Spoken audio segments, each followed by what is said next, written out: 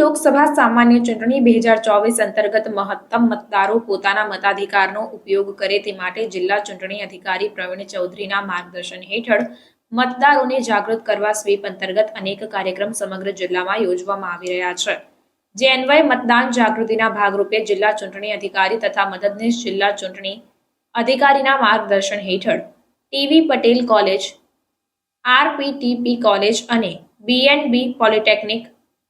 કોલેજના કુલ 700 જેટલા વિદ્યાર્થીનીઓના સહયોગથી 112 આણંદ વિધાનસભામાં આવેલ